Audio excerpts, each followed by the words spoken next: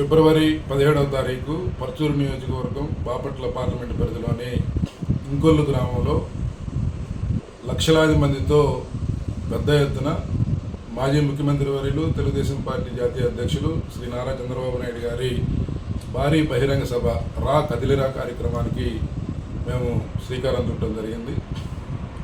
దీనికి ప్రభుత్వం ఉలికి పడతా ఉంది. 4 సంవత్సరాల 9 నెలలుగా ఈ రాష్ట్రాన్ని భ్రష్టు పట్టించిన వైఎస్ఆర్ కాంగ్రెస్ పార్టీ ప్రభుత్వం వ్యవస్థల్ని ఏ రకంగా వాడుకొని ప్రజల్ని ఏ రకంగా భయభ్రాంతులకు గురిచేసి రాజ్యం వెళ్తా ఉందో మనం చూస్తూ ఉన్నాం. దీనికి చంద్రబాబు నాయుడు గారు ప్రజలందరినీ సమీకరించి ఈ ప్రతి పార్లమెంటు నియోజకవర్గంలో కూడా రా కదిలిరా సభల్ని పెట్టడం, వాటన్నిటికీ కూడా ప్రజలు బ్రహ్మరథం పట్టడం ఈరోజు మనం చూసాం. అయితే ఏదైతే 17వ తారీఖు మనం ఇంకొల్లులో ఈ కార్యక్రమం తీసుకున్నామో దీనికి అడుగడుగున అడ్డంకులు సృష్టించడానికి ఈ ప్రభుత్వం ప్రయత్నిస్తూ ఉంది. పోలీసులను అడ్డం పెట్టుకొని, వ్యవస్థలను అడ్డం పెట్టుకొని ఈ సభకి ఆటంకపరచాలనే కుట్ర ఈ ప్రభుత్వం పొందుతూ ఉంది.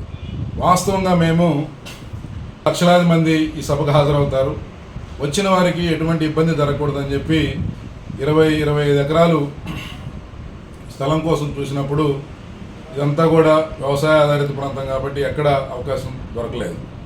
అయితే ఇంకొల్లు గ్రామంలో ఒక రైతు తను కౌలుకు సాగు చేసుకుంటున్న దాదాపు 376/1 అనే సర్వే నంబర్లో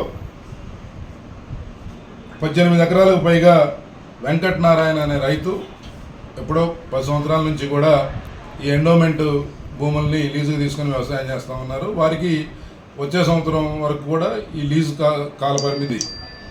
ఆ రైతు యొక్క సమ్మతి తీసుకొని రైతు అంగీకారంతో ఫిబ్రవరి 17వ తారీఖు ఇంకొల్లో సభ పెట్టాలనుకున్నప్పుడు అక్కడ వెంకటనారాయణ అనే రైతు ఆధీనంలో ఉన్న 18 ఎకరాల భూమిలో ఈ రైతు యొక్క సమ్మతితో ఈ సభ పెట్టుకుంటున్నామని చెప్పి మేము వారి దగ్గర నుంచి అనుమతి పత్రం తీసుకొని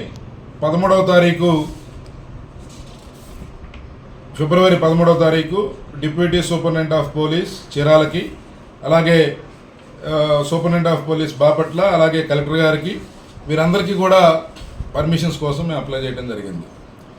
2-3 రోజులు అవుతున్నప్పటికీ వీటి మీద ఏమీ తేల్చకుండా నిన్న ఆ ఎండోమెంట్ అధికారితో ఒక పోలీస్ స్టేషన్లో ఒక కంప్లైంట్ ఇప్పించారు. మేము రైతు సమ్మతితో అక్కడ పొలానికి ఎటువంటి ఇబ్బంది లేకుండా మరలా అదే షేప్లో వారికి హ్యాండ్ ఓవర్ చేస్తామని అగ్రిమెంట్ చేసుకొని ఈ యొక్క బహిరంగ సభ పెట్టుకోవడానికి మేము పర్మిషన్కి అప్లై చేస్తే అది ఇవ్వకుండా ఈరోజు వేధింపులు పర్వానికి తెరలేపారు. రాత్రి పోలీసులు వచ్చి అక్కడ పనిచేయడానికి వీల్లేదని చెప్పి హుకుం జారీ చేస్తే మేము పూర్తిగా వ్యతిరేకించాం. మీరు ఏ బేసిస్ మీద ఇక్కడ అడ్డుకుంటున్నారు? మీకు వచ్చిన కంప్లైంట్ మాకు కాపీ ఇవ్వండి. అలాగే ఇది ఒకవేళ ఎండోమెంట్కి సంబంధించి భూమి, దీనికి సంబంధించి రైతు ఆధీనంలో ఉంది, ఏదైనా అభ్యంతరం ఉంటే రైతుకు ఉండాలి, రైతుకు లేని అభ్యంతరం మీకెందుకు? నంబర్ 1. 2, ఏదైనా సరే ఒకవేళ అభ్యంతరం ఉంటే అది ఎండోమెంట్ డిపార్ట్మెంటు రైతు చూసుకుంటారు, కానీ మధ్యలో పోలీసుల పరిధి దీనికి సంబంధం లేదు. 3, మేము ఇప్పటికే 3 రోజుల క్రితం పర్మిషన్స్కి అప్లై చేసినప్పుడు అప్పుడు వారు ఏదన్నా విషయాలు సెక్యూరిటీ ప్రాబ్లమ్స్ కానీ ఇతరత్ర వస్తే వారి విషయాలు మా దృష్టికి తీసుకొస్తే వాటిని సరి చేసుకుంటాం. కానీ కేవలం కుట్రపూరితంగా ఈ సభను అడ్డుకోవాలి, ఈ రా కదిలిరా సభలకు వస్తున్న ప్రజాదరణని తట్టుకోలేక ఈ సైకో ప్రభుత్వం ఇట్లాంటి చర్యలకు తెగబడింది. దీన్ని మేము తీవ్రంగా ఖండిస్తూ ఉన్నాం. ఒకటే విషయం పోలీసులకు చెప్తా ఉన్నాం, రాజకీయ క్రీడలో మీరు పావులు కావద్దు. ఈ యొక్క ప్రభుత్వం మిమ్మల్ని పూర్తిగా వాడుకుంటా ఉంది కాబట్టి మీరు చట్టాలని ఉల్లంఘించవద్దు, చట్ట ప్రకారం మీరు పనిచేయండి. మేము తెలుగుదేశం పార్టీ బాధ్యత కలిగిన నాయకులుగా మేము మీకు పూర్తిగా సహాయ సహకారాలు అందిస్తాం. ఈరోజు తెలుగుదేశం పార్టీ జాతీయ స్థాయిలో గుర్తింపు పొందిన రాజకీయ పార్టీ.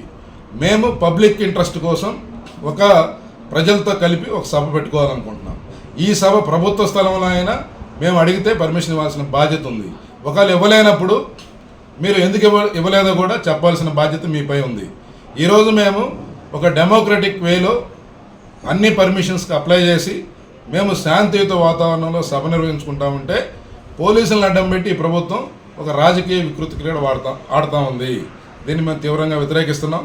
ఒకటే విషయం ఈ సందర్భంగా ప్రజలందరికీ చెప్తా ఉన్నాం, మీ మద్దతుతో లక్షలాది మంది ప్రజలు, తెలుగుదేశం పార్టీ నాయకులు, కార్యకర్తల మద్దతుతో ఏ 17వ తారీఖు అయితే నిర్ణయించామో, ఏ స్థలంలో ఇంకొల్లులో నిర్ణయించామో ఆ స్థలంలో ఈ సభ జరిపి తీరుతామని చెప్పి ఈ సందర్భంగా తెలియజేస్తూ ముగిస్తున్నాను.